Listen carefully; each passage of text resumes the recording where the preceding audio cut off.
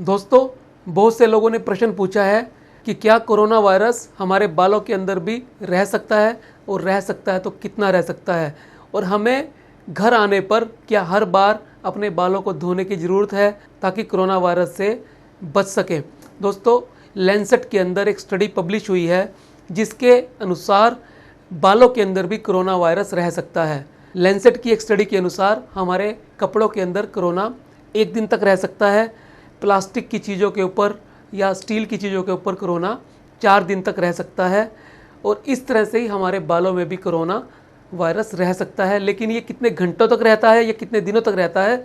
अभी तक इसकी पुष्टि नहीं हुई है। दोस्तों, जहाँ तक सवाल है बालों को धोने का, तो पहली बात तो ये, जैसे ही आप अपने घर में आते हैं बाहर से कुछ खरीदारी करके या अपने ऑफिस से या किसी और कारण से, हर बार आपको बाल धोने की आवश्यकता नहीं है। उसका कारण ये है कि आम तौर पे आप जब बाहर जाते हैं इस कोरोना काल में तो सोशल डिस्टेंसिंग का पालन करते हैं, किसी व्यक्ति के संपर्क में आप ज़्यादा नहीं आते हैं। यदि आप किसी व्यक्ति के संपर्क में नहीं आते हैं और मान लो किसी व्यक्ति ने आपके बालों के पीछे छींक दिया या खांस दिया, तो कोरोना वायरस आपके बालों तक रहता है, और आमतौर पर आप अपने बालों को टच नहीं करते हैं, तो इसलिए घर पर आने के बाद हर बार आपको बाल धोने की आवश्यकता नहीं है। परंतु यहाँ पर यह बात ध्यान रखने की है, यदि आप ज़्यादा भीड़ भाड़ में रहते हैं और लोगों के ज़्यादा संपर्क में आते हैं, और इस तरह लोगों के संपर्क में आते हैं कि जिनको कोरोना से पीड़ित होने की संभावना होती है,